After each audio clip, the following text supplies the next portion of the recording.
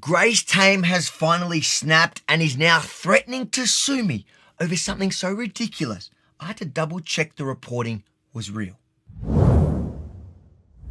The disgraced former Australian of the Year has just announced she wants to sue me over, drumroll please, my gracetame.com website.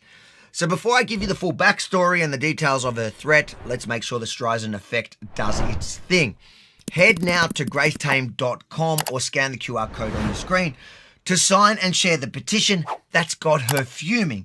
We've also added a donate button, so if you'd like to help us fight back, please consider chipping in to my legal fund because as usual, we've retained Australia's top media lawyer and we're ready for the battle ahead. Now, if you're wondering how we suddenly got here, it all started last week when my interview with Charlie Pickering made headlines across the country. The ABC star sparked outrage by simply suggesting it was problematic that the taxpayer-funded broadcaster had launched a new podcast with Grace Tame after she called to globalise the intifada in Australia. How do you feel about the fact that they hired Grace Tame after all of that? I do actually think it's problematic. That's my personal opinion.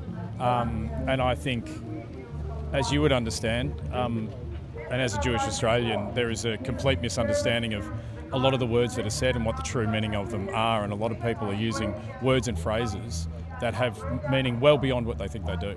Do you really think that there's a misunderstanding? Do you think she doesn't know? Do you think people can actually plead ignorance at this point?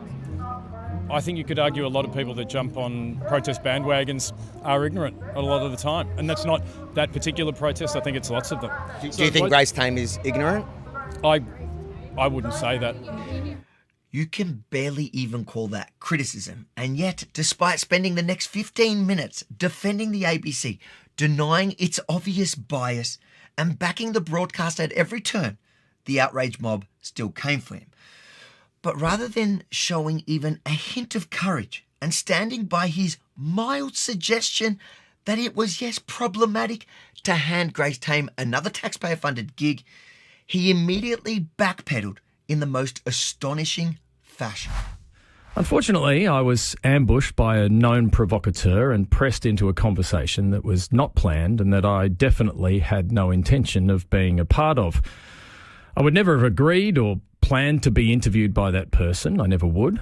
And to say so misrepresents me and the full context of the situation. So apparently some big bad provocateur who he now can't bring himself to name despite happily calling me a journalist on the day, ambushed and pressured him into a conversation that he never would have agreed to, which is funny because I don't quite remember it playing out like that.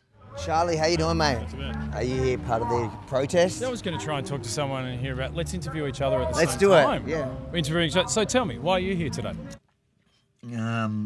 Okay. It's funny because he did seem pretty eager to interview each other on the day, but once the outrage mob turned on him over that supposedly problematic Grace Tame comment, Charlie quickly found his knees, delivering this grovelling response to the same ABC audience that he spent 15 minutes claiming to me wasn't ideologically driven. I am very disappointed that there is a suggestion that I am against Grace Tame or that she is not an appropriate host of a podcast about autism. This is simply untrue. I've always been a big fan of Grace Tame. She's an outstanding advocate for those on the autism spectrum, for survivors and for women and for all of us. I've always admired her contribution to public life in Australia and expressed that support on the weekly many times. It cannot be said that I have a problem with or would ever in any way have gone after Grace Tame. As I said, I am a fan and I look forward to listening to her podcast. Honestly, I'm just embarrassed for him at this point. Imagine identifying as a Jew and simply expressing the entirely rational view that, yes, it's problematic for someone to be handed a taxpayer-funded microphone and all the legitimacy that comes with it after leading a mob calling for intifada against your community. And then imagine capitulating to that very mob that then tried to cancel you for daring to say so. Not by explaining your perfectly reasonable position, not by standing your ground, but by suddenly declaring that you're looking forward to listening to the very same podcast that, before the backlash, you openly described as problematic. Context is in short supply these days, and I should have known better. I forgot the immortal words of Jay-Z. A wise man told me, don't argue with fools, because people from a distance can't tell who is who. Very true, Charlie. Actually, not a bad saying. I just think you might be slightly deluded about who came off looking like the fool once people got to see the full context of our discussion.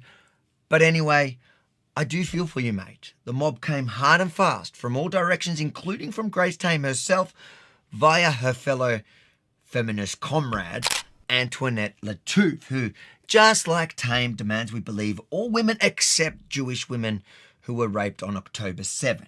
Anyway, through Lattouf's new far-left media venture, Tame revealed she's now considering legal action against me over gracetame.com. And according to Lattouf's legal expert, my website, which until I revamped it today, simply redirected to a petition calling for Tame to be held accountable, could somehow be unlawful. The quoted law professor also advised Tame could sue me for defamation. Now, I know this has nothing to do with the actual story, but I can't stop laughing at the fact that it took two so-called journalists to reveal that gracetame.com redirects to a petition, a website that's been publicly shared more than 60,000 times. What a scoop. Thank God for their groundbreaking journalism. Thank God they broke away from the mainstream media. And even funnier, after interviewing a law professor in what felt like an attempt to encourage Tame to make one of the dumbest legal moves imaginable, they still couldn't spell the expert's name correctly. So it took two journalists, apparently too good for the mainstream media, that they started their own media outlet to get the scoop, and neither of them could get the spelling right. As for Antoinette's co-author, Salitha Iqbal, I'm probably butchering her name because I don't know her personally, but judging her by her cover and chosen place of employment, I can make a pretty educated guess as to why she doesn't like me. Antoinette Lattouf, on the other hand, is a very different story. I've been laughing at her for years. My personal favourite was when she wrote an article about being persecuted as a person of colour. So I took a photo of her to the streets and asked random people a very simple question. Do you think that this journalist is a person of colour, or is she white? White. White? Caucasian. Caucasian. So white? Yeah. Beautiful model, I would say. But is she a person of colour?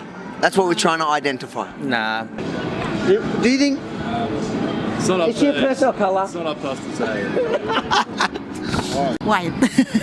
She's white? She looks European, but yeah, I mean, general sense, White. a white person, yes. A white person in color. It's a white person in colour. I love that. She looks Australian to me, I think, for sure. Caucasian. Pretty much. Yeah, Caucasian. It's a white person, man. White person.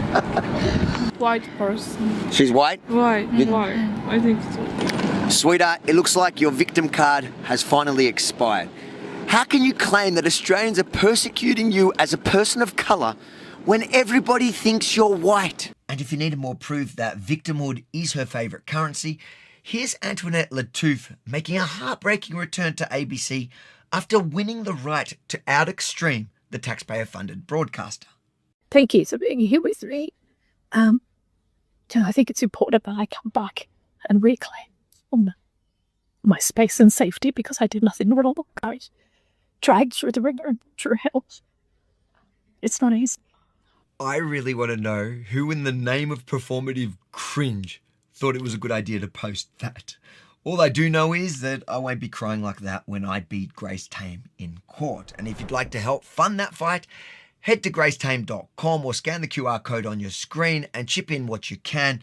The truth is, my legal fund is what gives me the confidence to stand up to the bully class that Charlie Pickering is clearly too scared to take on. In a weird way, I'm doing this for you, Charlie, which is funny because when we interviewed each other, you claimed you were platforming me. Yeah, because it represents I'm here to you. record you to give you a platform on the radio. I don't need your platform. My platform's bigger. No, but You know what's actually wild is while I was standing there mocking Charlie for thinking he was somehow platforming me, I had no idea just how much bigger my audience actually is than his little radio show.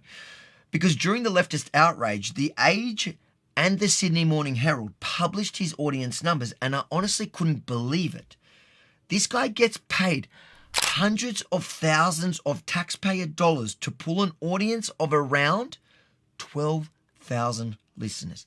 12,000. No wonder the ABC burns through $1.5 billion a year.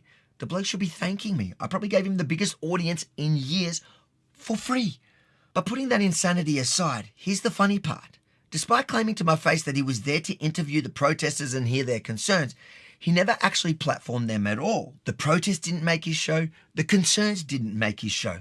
The people he spent the afternoon talking to didn't make his show. In fact, the only thing that made his show was an apology for daring to suggest it might be problematic for Grace Tame to get another taxpayer-funded gig. So, as a Jew, Charlie, one lesson history teaches us is not to rely on others to fight our battles for us. Not politicians, not journalists, and certainly not fellow Jews who decide their career is more important than standing up for what they clearly know is right. That's why I genuinely welcome Grace Tame's legal threat. In fact, I hope she follows through, because one thing I'd be very interested to see is that extremist trying to convince a court that calls to globalize the Intifada are really just a plea for tolerance, diversity, and peaceful coexistence. See you all in court. There you have it. The same bullies who got Charlie Pickering to fold are now coming after me. So make sure to share this video, then head to gracetame.com or scan the QR code on your screen to sign the petition and chip into my legal fund, gracetame.com, a website so effective it might end me up in court. Look, either way, definitely my proudest URL yet, gracetame.com.